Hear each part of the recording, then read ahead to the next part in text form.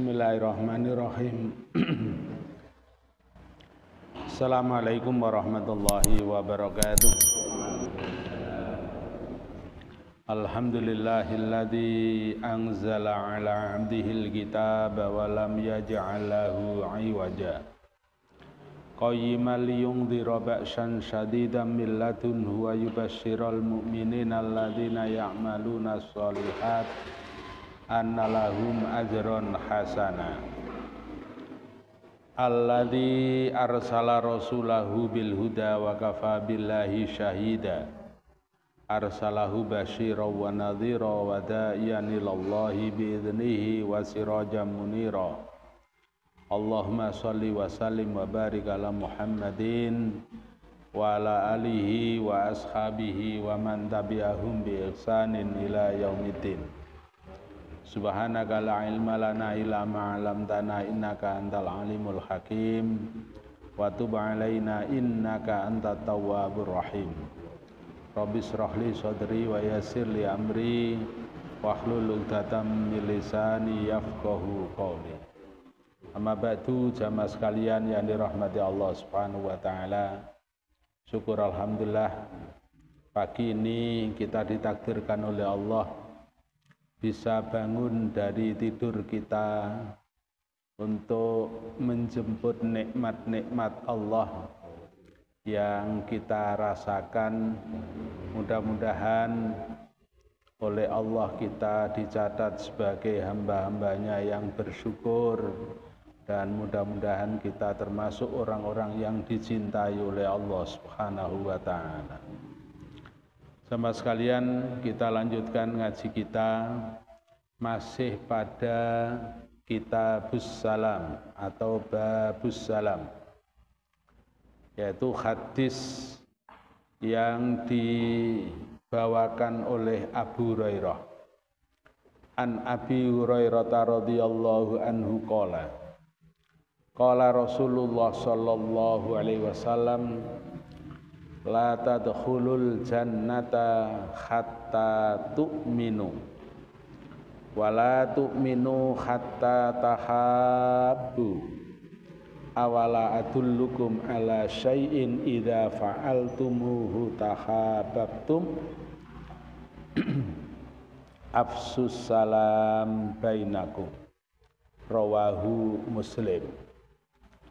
Sahabat Nabi namanya Abu Hurairah yang sudah amat sangat familiar bagi kita, di mana beliau diberi oleh Allah kelebihan di atas rata-rata. Di antaranya adalah banyak apa yang dilakukan, yang diucapkan oleh Rasulullah itu terekam dalam pikiran atau otaknya seorang sahabat namanya Abu Hurairah.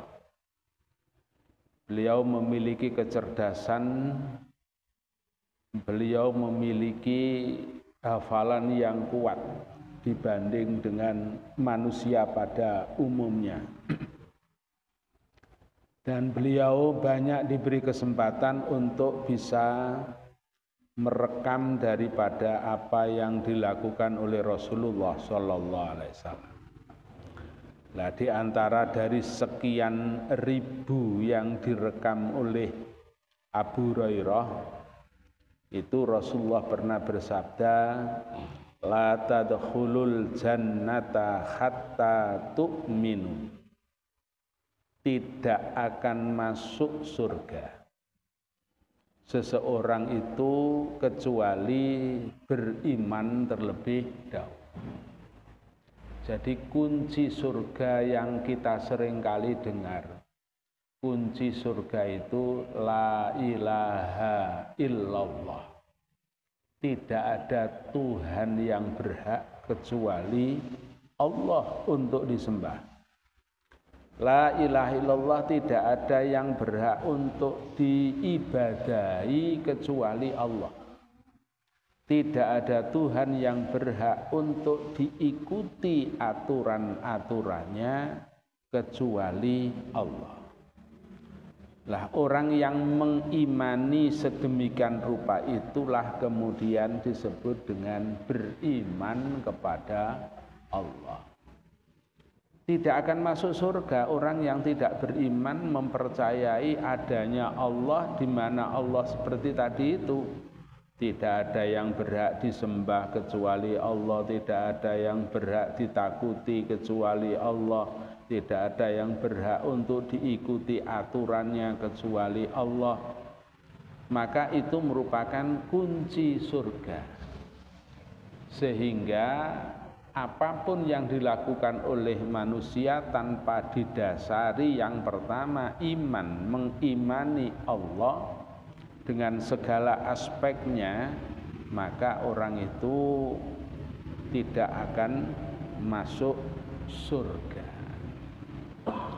Lah yang kedua, orang itu belum dikatakan sebagai mukmin yang sesungguhnya, wala yu'minu hatta tahabbu.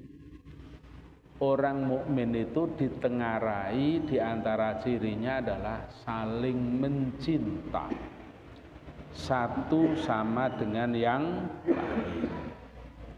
Lah cinta ini artinya saling menolong, membantu, meringankan satu dengan yang lain. Sehingga kalau kemudian terjadi masalah di negara lain menyangkut nama Islam, apakah itu orang Islam, maka kalau kemudian yang lain kok tidak ada keikutsertaan, ya berarti belum dikatakan sebagai orang yang saling mencinta. Saudara kita yang ada di Palestina itu dasarnya karena sama-sama mukmin. Mereka mukmin, kita mukmin. Mereka Islam, kita Islam. Islam satu dengan yang lain itu laksana satu tubuh. Al muslimu lil muslimi kal jasadil wahid. Muslim satu dengan yang lain itu sama dengan satu tubuh. Jadi walaupun terpisahkan oleh lautan, terpisahkan oleh daerah, terpisahkan oleh negara, tetapi karena sesama mukmin, sesama muslim, maka itu adalah saudara. Lah namanya saudara itu ya kita tahu bagaimana sih namanya saudara. Ada saudara kesulitan, tidak mungkin kita ini kok akan membiarkannya. Lah kalau ada saudara kesulitan kok kemudian membiarkan dan seakan-akan tidak tahu, ya itu belum dikatakan saudara. Misalnya panjenengan yang ada di Medaeng punya saudara, katakanlah di Semarang, terus krungu apa maneh dibel, misalnya karena kita posisi lebih tua, Mas, ini ada berita bahwa saudara kita yang ada di Semarang misalnya sakit. Lah kok kemudian diam, ndak ada reaksi, ya reaksi ini ngene tok, wis gak apa-apa umpamane wayahe lara. Itu kira-kira dulur sapa-apa banget. Ya paling tidak itu ya innalillahi wa rajiun, muga-muga nang waras. Lorone apa saiki nduk endi? Kemudian berusaha untuk nilii atau nyambangi. Lah itu baru yang namanya ada gerakan namanya saudara. Karena apa? Ada perasaan-perasaan untuk ketemu, walaupun toh mendoakan itu bisa dari jauh. Ya rek dulurku iki anake akeh. Kemudian penggaweane ya biasa-biasa saja. Bu menawa kok butuh bantuan finansial, ya diparani digawakno. Gak usah kateh ditakoni. Sampeyan ya butuh duit tang ngene iki. Sekaruan posisi di rumah sakit kok ditakoni sampeyan iki ya butuh duit tang. Ini kan gak bener itu namanya. Siapapun yang di rumah sakit dirawat mesti butuh duit kan gitu. Wis lara ngono ku sik ditakoni. Sik doyan mangan sampean. Doyan Mas, duit. Kayak biyen ya gak ono sing doyan duit iku ya gak ono. Doyan duit secara apa? Secara nyata, tetapi secara harfiah tidak ada orang yang tidak doyan duit kan gitu. Segalanya juga butuh duit kan gitu. Itu wala tu'minu hal hatta tahabbu. Belum dikatakan sebagai seorang mukmin kalau orang itu tidak saling mencinta. Al mu'minu lil mu'mini kal bunyani yasuddu ba'duhum ba'da. Mukmin satu dengan yang lain itu adalah saudara. Maka kemudian kalau di Muhammadiyah sampai menghimpun dana kurang lebih 45 miliar itu ya karena panggilan persaudaraan. 40 miliar itu ku dawet teman-teman. Kira-kira sak Medaeng ini banjir kira-kira. Nah, 45 miliar, masya Allah. Bukan sedikit itu baru yang berupa uang, belum yang berupa obat-obatan dan lain sebagainya. Kenapa itu semua? Ya karena unsur utama adalah persaudaraan, karena seduluran. Al-muslimu akhul muslim. Muslim satu dengan yang lain tidak terbatas teritorial, wilayah, tempat. Kalau itu muslim adalah saudara. Apalagi orang Islam ini kan sudah jauh hari. Tentu pada zaman Rasulullah SAW sampai sekarang itu sudah 1400 tahun lebih. Itu sudah diberi contoh oleh Rasulullah bahwa satu dengan yang lain itu saudara. Orang Mekah dengan Madinah dipersatukan karena ikatan keimanan. Orang Mekah dengan orang mana saja dipersatukan itu. Dan itu terlambangkan dengan diantaranya kita melakukan ibadah sholat tiap hari, apalagi ibadah haji dan lain sebagainya.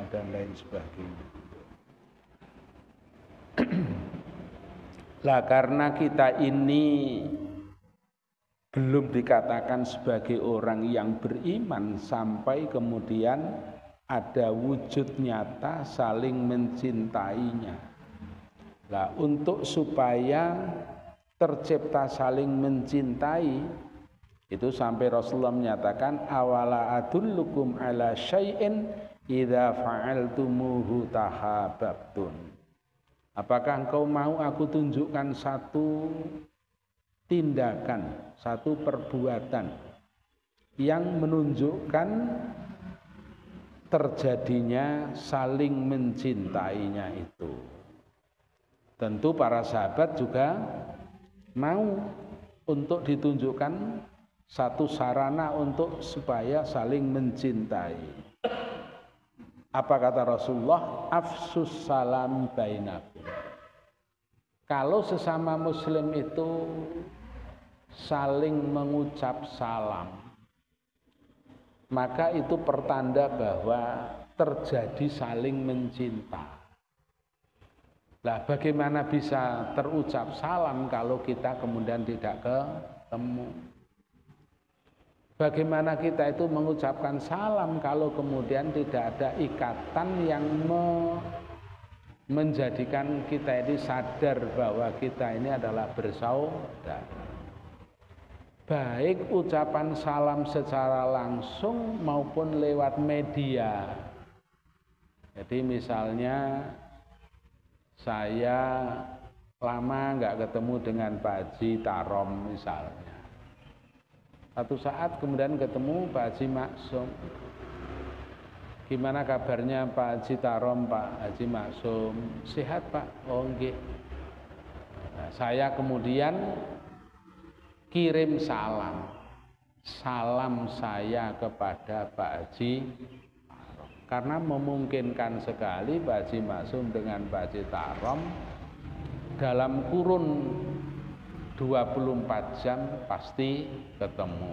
Mbah gak ketemune Isya, ketemu subuhe, gak ketemu subuhe, ketemu zuhure, gak ketemu zuhure, asar dan seterusnya. Nah, dari ketidak pernah ketemuan antara Pak Tarom dengan saya, kemudian ada informasi kirim salam tadi, itu paling tidak kan dalam hati setiap orang itu berkata, oh iya, siji berarti paman ya sehat, kirim salam, berarti gak lali karo aku. Loh, itu akan berkembang sampai seperti itu. Lah akhirnya terjadilah komunikasi dalam batin. Lah kalau komunikasi dalam batin itu insya Allah kalau nanti ketemu satu saat, oh iya berarti uang iki ya sek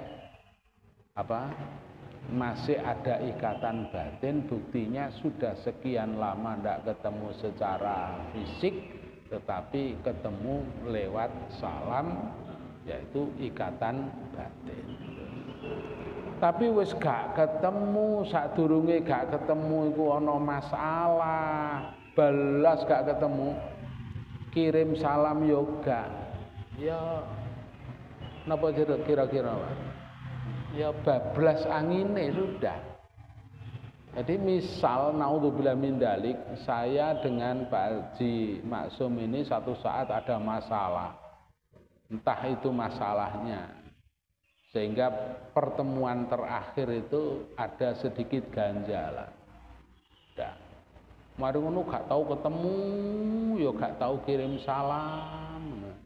Ya lama-lama memori yang ada di dalam masing-masing benak itu mungkin ya akan hilang. Wis gak ono di ingatan saya namanya Pak Haji Maksum. Begitu juga insya Allah akan terjadi pada diri Pak Haji Maksum. Wis gak ono yang namanya ikatan oh kalau aku pernah ketemu dengan, pernah kenal dengan Pak Aman misalnya, akan hilang karena tidak ada kesinambungan batin.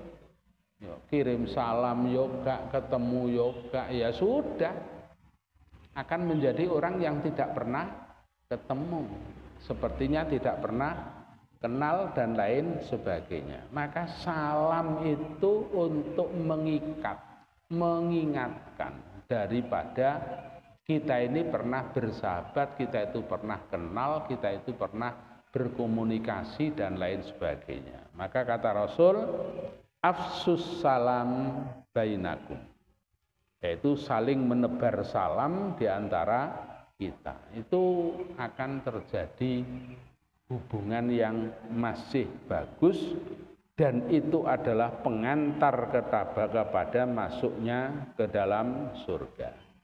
Bab ini amat terkait itu. La yadkhulul jannata hatta tu'minu. Tidak akan masuk surga orang yang tidak beriman, atau terlebih dahulu harus beriman.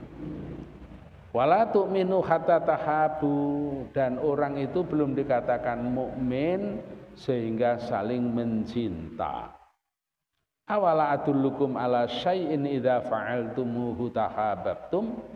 Maukah engkau aku tunjukkan satu upaya cara agar saling mencinta, yaitu afsus salam, saling bersalam, baik salam ucapan assalamualaikum ataupun salam dalam arti berjabat tangan. Makanya ada namanya salaman, itu loh. Itu supaya hal-hal yang mengganjal itu akan hilang. Ada hadis dulu pernah kami sampaikan, siapa di antara muslim ketemu satu dengan yang lain kemudian mengucap salam dan berjabat tangan, maka seakan-akan dosa masing-masing itu berjatuhan. Berjatuhan itu nek jare wong Jawa ya rontok gitu loh. Jadi kaya klampok terus mari ngono kena angin terus lugur kabeh. Niku namanya napa? Rontok napa? Rontok, logrok. Logrok rontok. Jadi dosa-dosa kita itu bisa hilang, ya tentunya dosa-dosa kecil itu dari sebab orang yang saling berjabat tangan dan mengucapkan salam. Hadis berikutnya wa an Abi Yusuf Abdullah bin Salam qala sami'tu Rasulullah sallallahu alaihi wasallam yaqul ya ayyuhan nas afsus salam wa'atimut ta'am wasilul arham wasallu wan nasu niyam tadkhulul jannata bisalam. Ada seorang sahabat Nabi namanya Abdullah bin Salam. Nama lengkapnya Abu Yusuf Abdullah bin Salam. Itu mendengar Rasulullah Shallallahu Alaihi Wasallam bersabda. Apa sabda Nabi itu? Ya ayyuhan nas, wahai manusia. Afsus salam. Berarti ini sifatnya umum, manusia siapa saja. Apakah itu orang Palestina, apakah itu orang Arab Saudi atau orang Inggris, pokoknya manusia. Ya ayyuhan nas, afsus salam. Sebarluaskanlah salam. Jadi tidak pandang bulu, warna kulit, model bahasa. Pokoknya kalau itu disebut manusia, kita ini punya kewajiban yang telah disyariatkan oleh agama untuk menebarkan kedamaian. Apalagi kalau itu orang muslim. Orang muslim itu dari kata aslama yuslimu islaman. Jadi orang muslim itu ya mestinya harus menebar kedamaian. Lawannya kedamaian itu ya kebencian, permusuhan. Dalam bahasa kita gak napa Pak? Gak wawuh gitu. Gak wawuh gitu. Itu bukan karakter daripada orang Islam. Orang Islam itu dalam sholat saja itu sudah ada gambaran untuk kerukunan. Setiap habis salam itu, setiap mau mengakhiri daripada sholat yang disebut dengan salam itu, yaitu salam ke kanan dan salam ke kiri. Damai pada lingkungan kanan kirinya. Wa'at imu ta'am. Jadi orang mukmin itu suka memberi makanan sesuai dengan kemampuan. Maka orang muslim kok medit itu berarti belum disebut sebagai muslim yang sesungguhnya. Mukmin yang sesungguhnya. Kok ono wong medit itu ya berarti belum dikatakan muslim mukmin sesungguhnya. Ketemu gak mengucapkan salam itu pun juga belum dikatakan muslim yang sesungguhnya. Karena apa? Masih ada yang belum dipenuhi.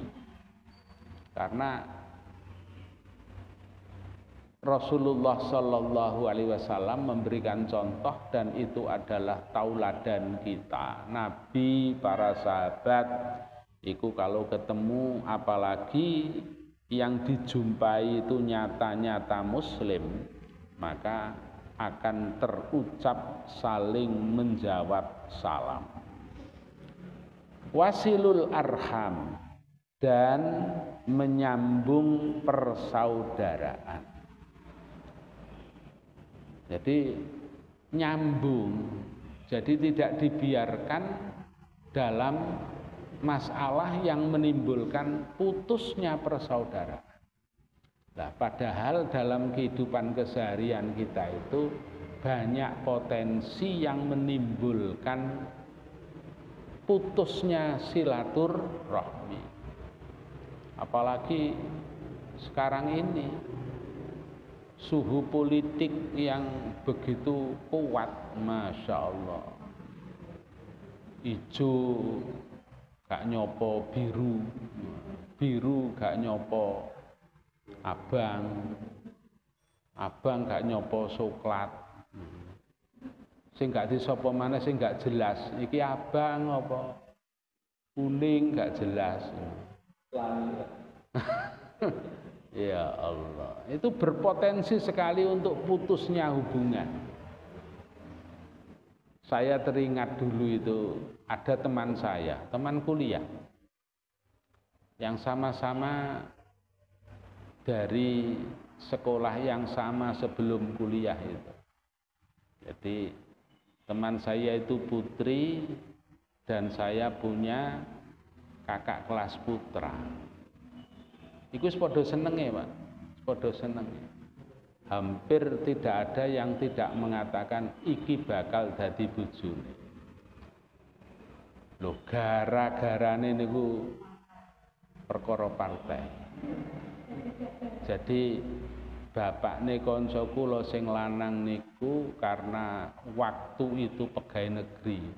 Nyaris pegawai negeri kan harus kuning kan gitu. Nah, sementara waktu bapaknya teman saya yang putri itu P3 hijau. Itu gara-gara wong tuane CJ partai ini niku iso gagal. Dan heran sekali itu. Padahal Masya Allah kurang apa podo Muhammadiyah, podo pejuangnya. Tetapi gara-gara CJ partai ini nggak jadi nikah, Masya Allah. Itu sampai hampir sak kecamatan, bahkan mungkin ya meh seperapat Kabupaten Lamongan itu tahu itu. Ya karena masing-masing tokoh masalahnya. Masing-masing tokoh. Padahal zaman itu kan amat sensitif sekali. Nah itu begitu, Masya Allah. Itu terjadi seperti itu. Kalau sekarang kan insya Allah nggak sampai begitu. Nah, sekarang ini urusan partai itu esok dele sore tempe. Kan banyak toh Pak. Pemilu kemarin dia nyalek opo gitu, rupanya nggak berhasil, nggak menguntungkan. Sekarang nyalek opo gitu, itu Masya Allah. Dan itu bukan saja pemilu pertama, kedua, ketiga, nyaris hampir tiap pemilu itu begitu. Delok angine. Nah, sing susah itu wis pindah, kemudian gak oleh apa-apa lagi itu yang terjadi. Itu bukan hanya di tingkat daerah, sampai di tingkat pusat, sampai di tingkat pusat seperti itu. Ya, contoh saja kita tahu wis malu koalisi, karena dianggap nanti gak jadi apa-apa pindah. Ternyata begitu pindah malah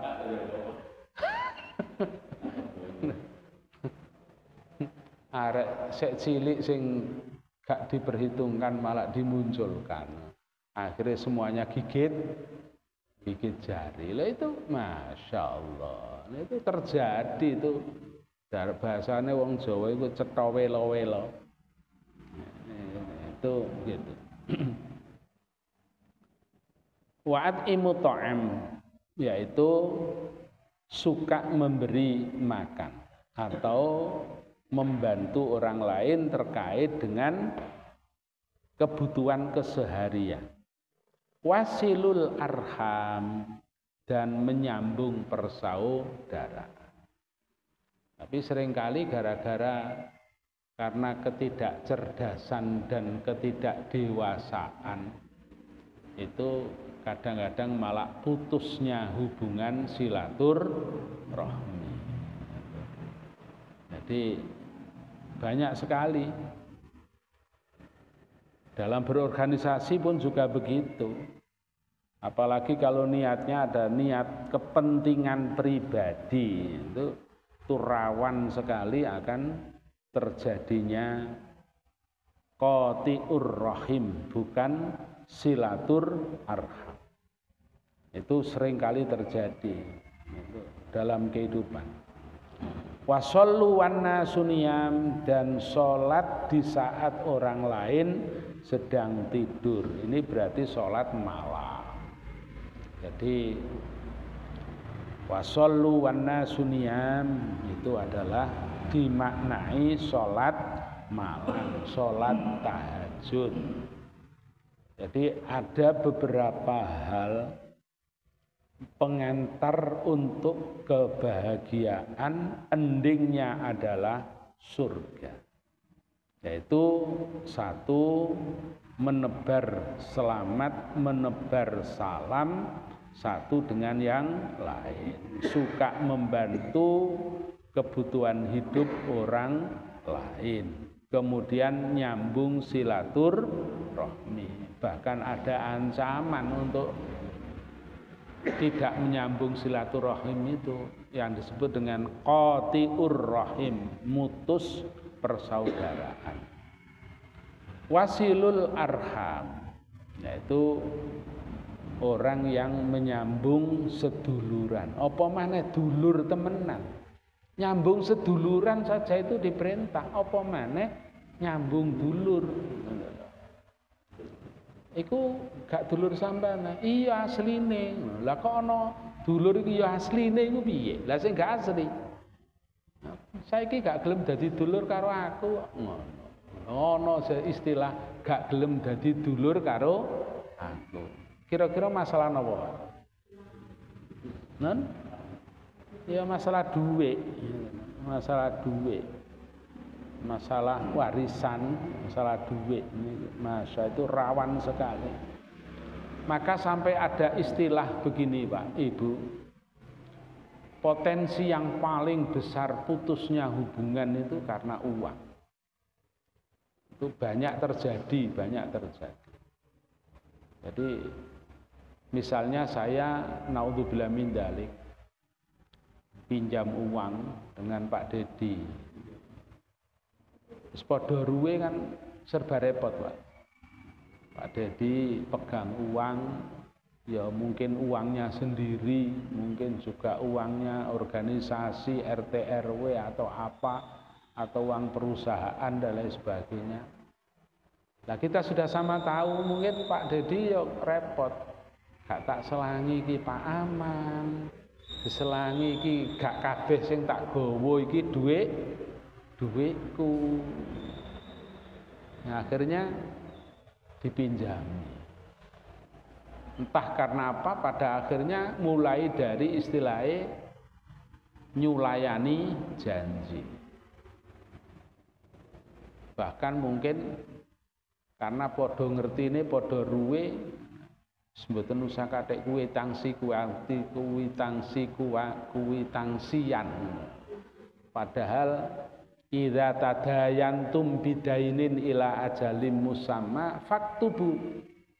Kalau engkau itu mengadakan perjanjian, baik itu utang, jual beli dan lain sebagainya pada masa yang tertentu, itu faktubu, tulis. Itu yang paling baik gitu Quran itu. Jadi saya harus tanda tangan telah terima dari Pak Dedi uang 10 juta pinjam, akan dikembalikan Bang. Itu harus tertulis. Kalau tidak, itu nanti ya akan menjadi potensi. Pak Dedi mungkin sungkan arepe takon. Husnudzone begitu.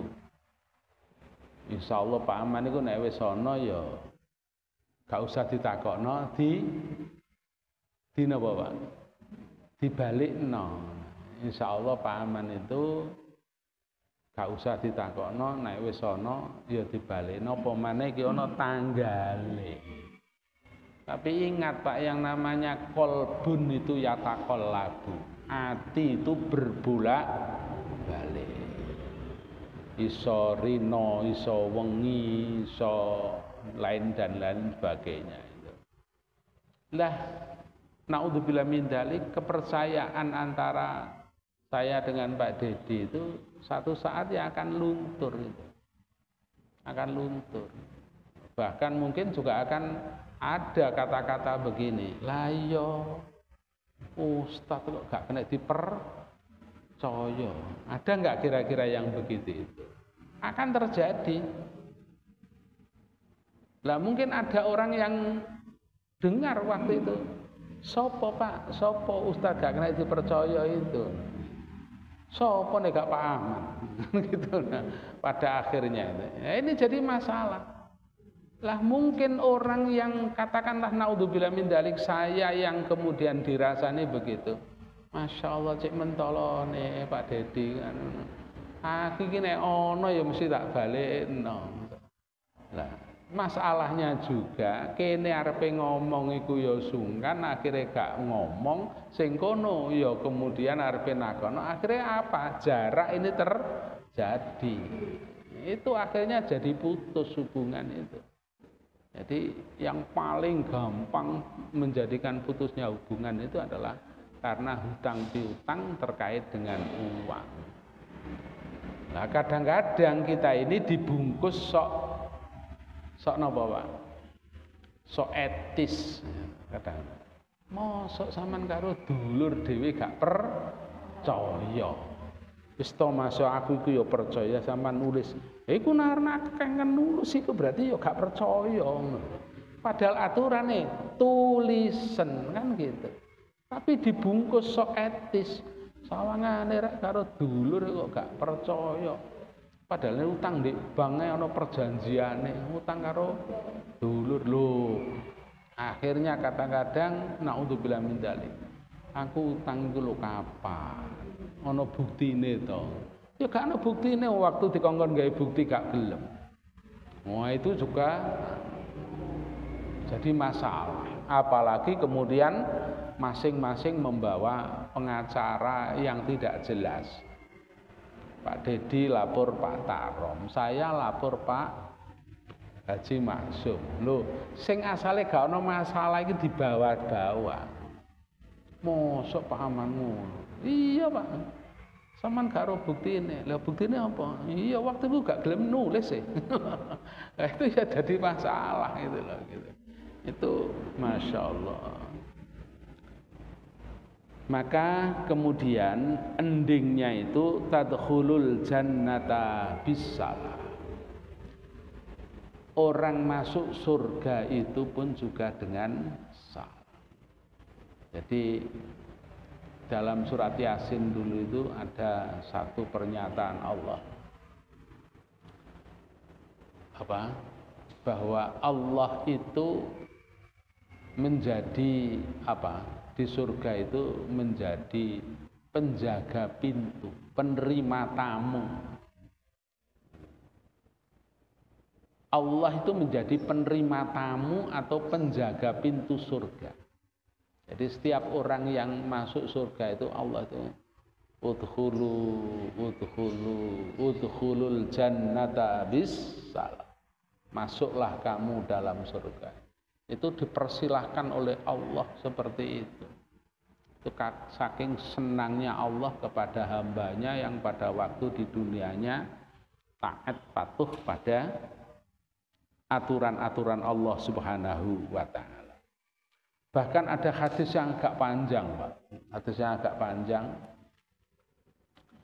Ada seorang sahabat itu karena ingin mengamalkan salam dan agar banyak ungkapan salam, ungkapan kedamaian ini. Orang ini bukan pedagang di pasar. Orang ini bukan pedagang di pasar, tapi sengaja datang ke pasar. Sampai ada orang sahabat, loh sampean iki lapo kok ndek pasar iki lapo, wong sampean iki gak kulak ya gak dodolan. Lah kok cara mriki kok njangur. Mriki niki napa, Pak? Njangur nih. Wonten njangur, Pak.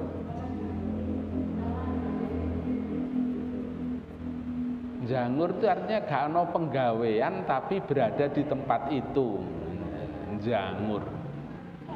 Akhirnya ditanya oleh sahabat yang lain, loh Mas sampean kok dikene lapo, wong sampean iki ya gak kulaan, ya gak dodolan.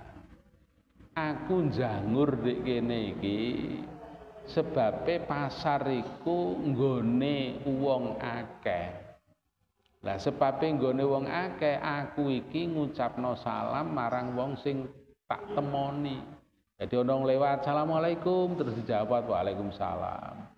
Engkau sing kenal yang disi salam, assalamualaikum, tak jawab.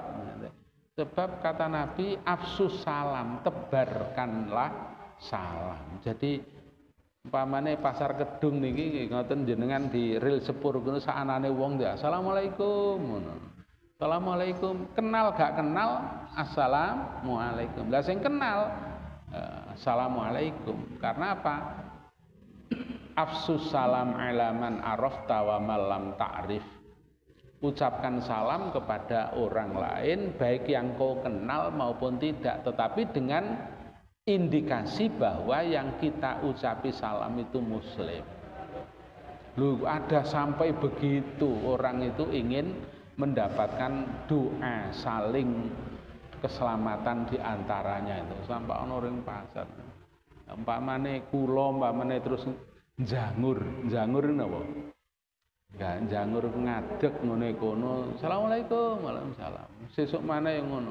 Kira-kira kan ya takok lapo paman ndek kono iku. Ketempelan nduk endi gak ngono. Wong gak kulaan gak barang kok nggone pintu pasar. Ternyata dia itu hanya ingin mengamalkan secara letterlek daripada apa yang disampaikan oleh Rasulullah SAW. Tebarkan salam. Nah, tahu bahwa pasar itu mesti akeh uang. Nah, itu seperti itu. Kemudian salam ini ada aturannya.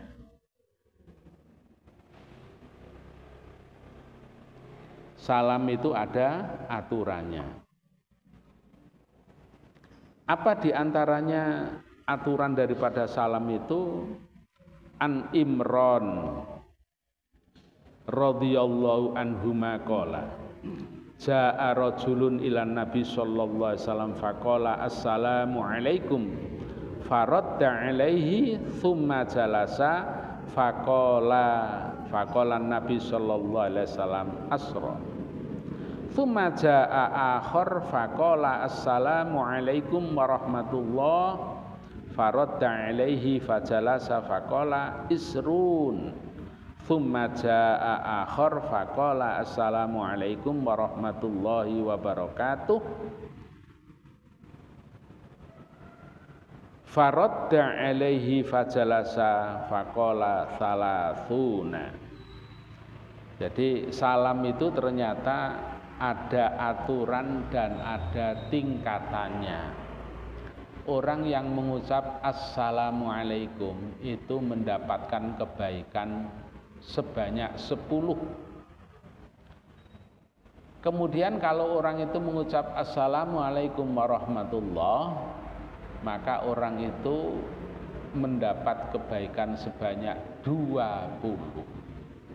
Dan kalau orang itu mengucapkan salam assalamualaikum warahmatullahi wabarakatuh, maka orang itu mendapatkan kebaikan sebanyak 30. Jadi salam itu ada tingkatannya. Saya ketemu dengan seseorang, Assalamualaikum, terus dijawab Waalaikumsalam. Itu berarti kita dapat 10 kebaikan. Tapi kalau orang mengucapkan Assalamualaikum warahmatullah, kemudian dijawab Waalaikumsalam warahmatullah, itu berarti masing-masing mendapatkan 20 kebaikan. Sebab di dalam Al-Quran itu pernah disampaikan, yaitu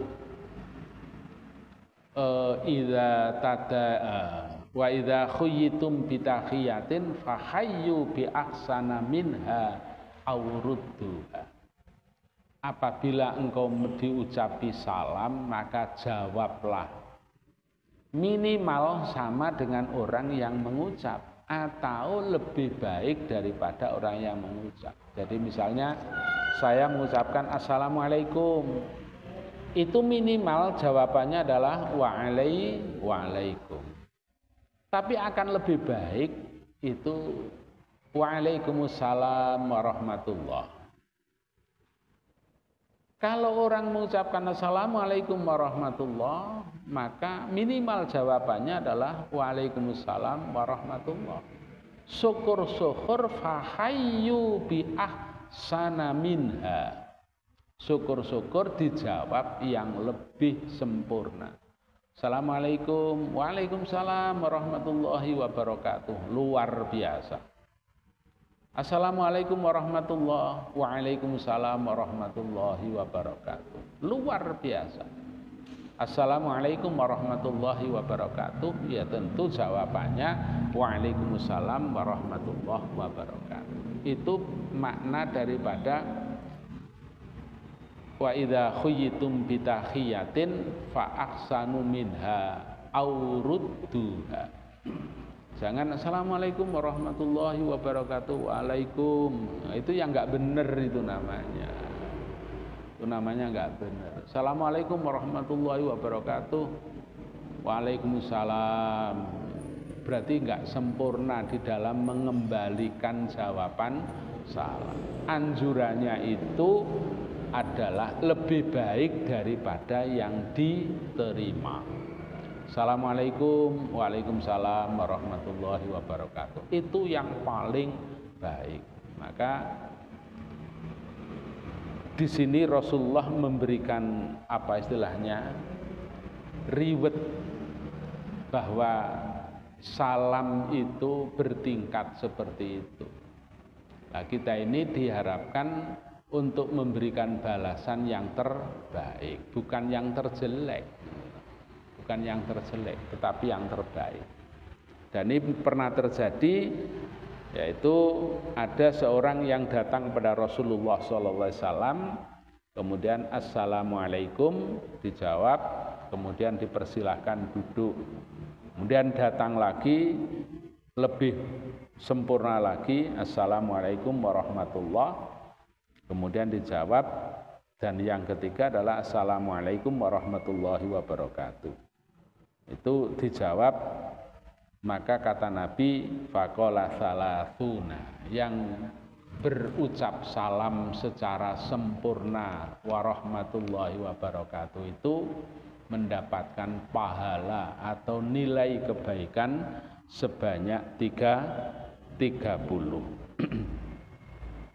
Wa an Aisyah radhiyallahu anha qalat qala li Rasulullah sallallahu alaihi wasallam hadza Jibril yaqra'u alaikis salam qalat qultu wa alaihi salam wa rahmatullahi wa barakatuh. Jadi Aisyah itu termasuk orang istimewa.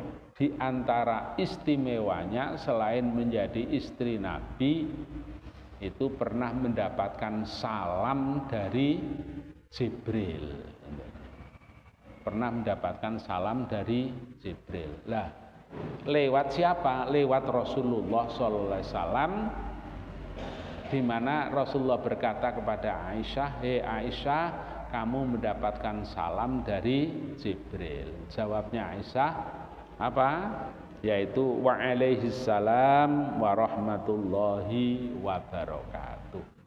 Jadi kalau kita itu mendapatkan salam dari orang walaupun tidak ketemu orangnya, yaitu kita harus menjawab salam. Itu satu hal yang istimewa. Lah, istri Rasul yang mendapatkan salam dari Jibril itu dua, yaitu Khadijah dan Aisyah. Yang lainnya tidak. Jadi satu riwayat menerangkan bahwa istri Nabi yang mendapatkan salam dari Jibril itu adalah Khadijah dan Aisyah. Itu berarti satu fadhalah yang diberikan oleh Allah kepada istri Rasulullah SAW. Nah, orang Indonesia pernah ada yang mengaku Jibril. Setelah ditanya, sampan ya tahu ketemu malaikat liyane? Enggak pernah. Sampan berarti nggawa wahyu ya enggak.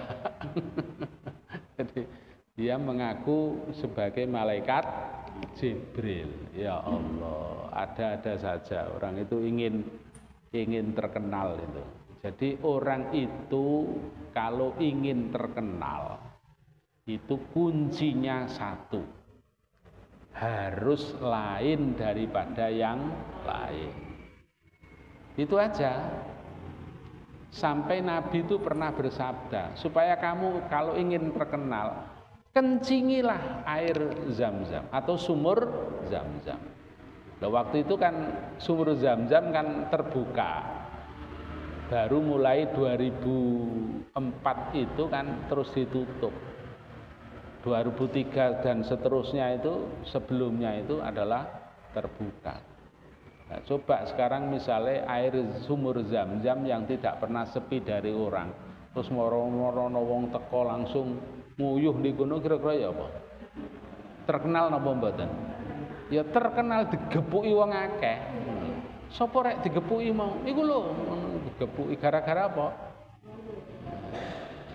Ya, itu pokoknya kalau ingin terkenal itu harus beda dengan yang lain, itu akan terkenal. Ya apa saja kalau beda dengan yang lain itu mesti akan gampang dikenal. Iki ana warung, akeh jejer-jejer warung itu akeh. Tapi ada warung itu yang enak, kemudian regane murah. Nah, itu ya akan gampang terkenal. Iku lho warung sing iku lho nomor iku sing enak gitu karena lain daripada yang lain gitu loh.